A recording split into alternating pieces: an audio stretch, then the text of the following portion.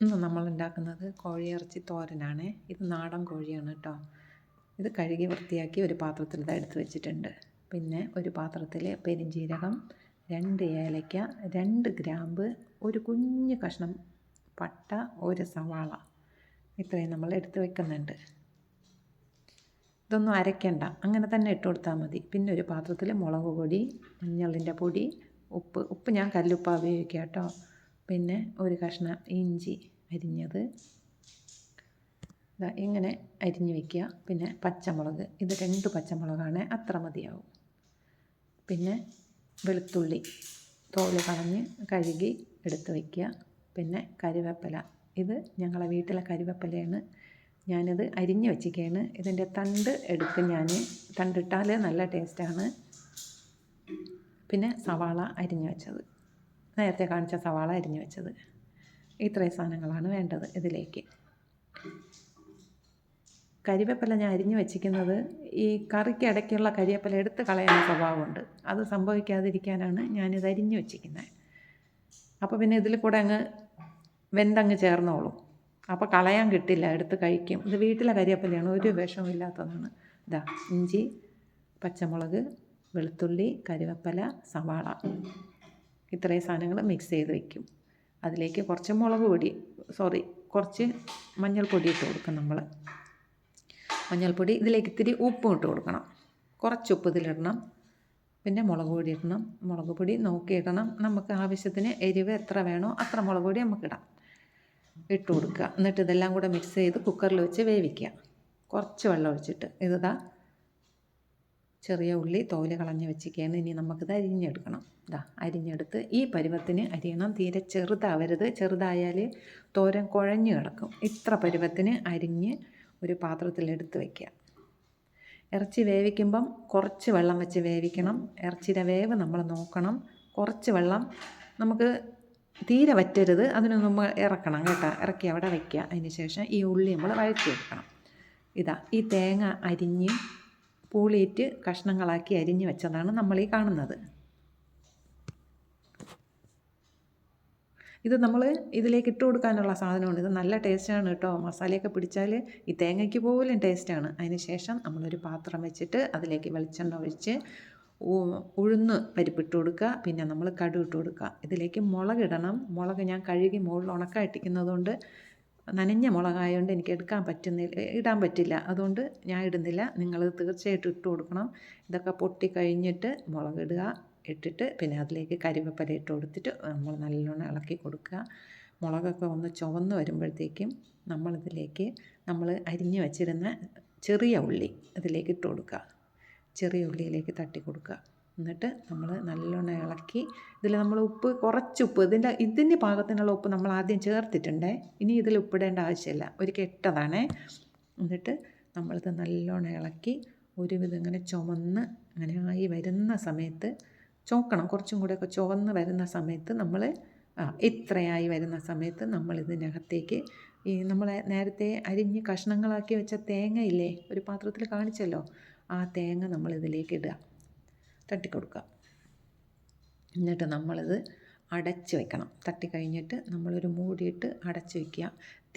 കുറച്ച് തീയേ ഇടാൻ പാടുള്ളൂ. അടി പിടിക്കരുത്, കരിയരുത്, മൂടി വയ്ക്കുക. അതിനുശേഷം നമ്മൾ കുക്കർ തുറന്ന് നോക്കുക. ഇതിൽ കുറച്ച് വെള്ളം കാണുന്നുണ്ടല്ലോ, പൂർണ്ണമായിട്ടും വറ്റരുത്. നമുക്കിതിൽ തേങ്ങ ഒതുക്കിയിടാനുള്ളതാണ്. അപ്പോഴത്തേക്കും നമുക്ക് പിന്നെ വെള്ളം ഒഴിച്ചു കൊടുക്കേണ്ടി വരും. എപ്പോഴും നിങ്ങൾ ഇറച്ചി വേവിക്കുമ്പോൾ ചൂട് വെള്ളം വേണം ഒഴിച്ചു കൊടുക്കാൻ, പച്ചവെള്ളം ഒഴിക്കരുത്. ചൂട് വെള്ളം ഒഴിച്ചു കൊടുത്ത് വേണം വേവിക്കാൻ. ഇത്ര വെള്ളം ബാക്കിയുള്ളപ്പോഴാണ് നമ്മളിത് എടുക്കേണ്ടത്. നമ്മൾ കുക്കർ എടുത്ത് നമ്മൾ കുലുക്കി നോക്കുമ്പോൾ നമുക്കറിയാം. ഇത് ആവി പോയതിനു ശേഷം ഒന്ന് കുലുക്കി നോക്കുക, അപ്പോൾ അറിയാം വെള്ളമുള്ളത്. എന്നിട്ട് ഈ പെരുംജീരകം ഒന്ന് ചതച്ചെടുക്കുക. പെരുംജീരകം ആദ്യം ഇട്ട് കൊടുക്കണം. രണ്ടാമത് നമ്മൾ തോരന് അരയ്ക്കാൻ പോവുകയാണ്. അപ്പോഴത്തേക്ക് നമ്മൾ പെരുംജീരകം ഈ പരുവത്തിന് ചതച്ചെടുക്കുക. അതിലേക്ക് വേണ്ട തേങ്ങയാണ് ഈ കാണുന്നത്. പിന്നെ അതിലേക്ക് ചേർക്കേണ്ടത് വെളുത്തുള്ളി, നല്ല ജീരകം കുറച്ച് കരുവേപ്പില. ഈ പെരുംജീരകമാണ്, ഈ കാണുന്ന പെരുംജീരകമാണ് നമ്മൾ അമ്മിയിലെ ചതച്ച് വെച്ചത്. ഇപ്പോൾ ആരും അമ്മിയൊന്നും ഉപയോഗിക്കില്ല. നിങ്ങൾ മിക്സിയിലിട്ട് ഒന്ന് ചെറുതായിട്ടൊന്ന് കറക്കിയെടുത്താൽ മതി, പൊടിച്ചെടുത്താൽ മതി, പ്രശ്നമില്ല. ഞാൻ അമ്മിയാണ് ഉപയോഗിക്കുന്നത്, അതുകൊണ്ടാണ്. എന്നിട്ട് അമ്മിയിൽ വെച്ചിട്ട് ഞാനിതാ തേങ്ങ ഒതുക്കിയിട്ടുണ്ട്. അതിന് ശേഷം ഈ വെളുത്തുള്ളി ഒന്ന് ചതയ്ക്കുക. പിന്നെ ഈ ജീരകം ഒന്ന് ചതയ്ക്കുക. ഉണ്ടോ, ഇതൊക്കെ ഒന്ന് ചതച്ചെടുക്കുക. ഒന്ന് നല്ലോണം ഒന്ന് ഈ തേങ്ങയും എല്ലാം കൂടെ ചതച്ചെടുക്കുക. അതിന് ശേഷം കരിവേപ്പില ഈ പരുവത്തിന് ഒന്ന് അരച്ചൊന്ന് ചെറുതായിട്ടൊന്ന് ഇതൊന്ന് കറക്കിയെടുത്താൽ മതി. എന്നിട്ട് ഈ കൂട്ട് മിക്സ് ചെയ്യുക. ഇതിനെ ഒരു പാത്രത്തിലേക്ക് നമ്മൾ മാറ്റി വച്ചിരിക്കുന്നു. ഇത് നമുക്ക് ആ വേവിച്ചിറച്ചിയിലേക്ക് ഇടേണ്ട സാധനമാണ് കേട്ടോ. അതിൽ കുറച്ച് വെള്ളം നിലനിൽക്കുന്നുണ്ടേ. അങ്ങനെ വെള്ളം ഉണ്ടെങ്കിൽ മാത്രമേ ഈ കൂട്ട് നമുക്ക് വെന്ത് കിട്ടുള്ളൂ. ഈ കൂട്ട് വേവാൻ ഇതിലൊരു പെരിഞ്ചീരകം എന്ന് പറഞ്ഞിട്ടൊരു സാധനം കിടപ്പുണ്ട്. അതിനിത്തിരി ഒരു വേവുണ്ട്. അതുകൊണ്ടാണ് അത്ര വെള്ളം വെക്കാൻ പറയുന്നത്. എന്നിട്ട് കുക്കറിലേക്ക് ഇത് ഇട്ട് കൊടുത്തിട്ട് ഇളക്കുക.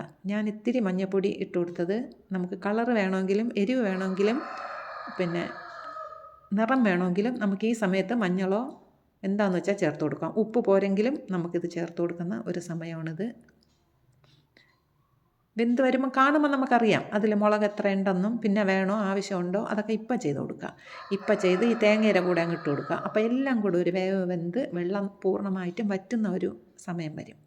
വെള്ളം നല്ലോണം വറ്റിക്കഴിഞ്ഞാൽ കണ്ടോ അടിയിലേക്ക് വെള്ളം കാണുന്നില്ലല്ലോ, കണ്ടോ? ഇങ്ങനെ ഇളക്കി കൊടുക്കുക, നല്ലതായിട്ട് ഇളക്കി കൊടുക്കുക.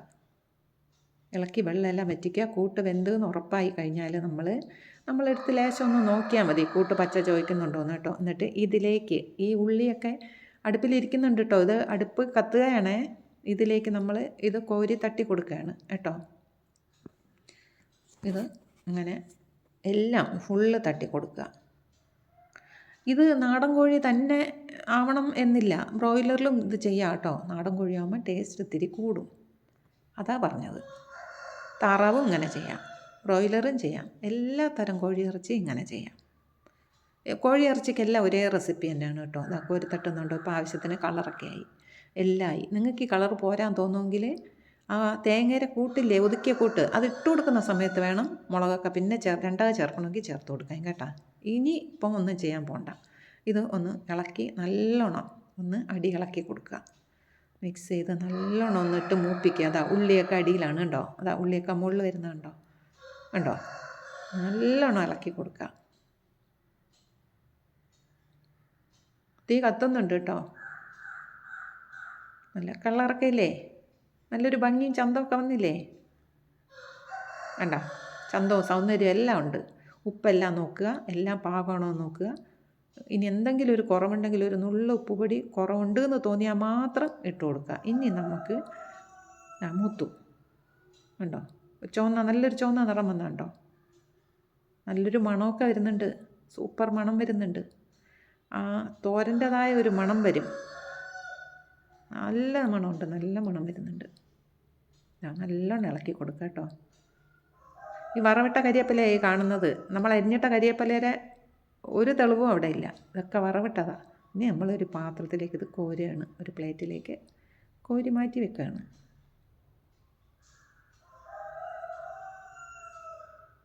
കണ്ടോ, ഇതാണ് കോഴിയിറച്ചി. ഇനി ഇത് ഉണ്ടാക്കുന്നതിൽ എന്തെങ്കിലും സംശയം ഉണ്ടെങ്കിൽ നിങ്ങൾ എൻ്റെ കമൻറ്റ് ബോക്സിൽ വന്ന് ചോദിച്ചാൽ ഞാൻ പറഞ്ഞുതരാം. ഉണ്ടാക്കി നോക്കൂ, സൂപ്പർ ടേസ്റ്റാണ്.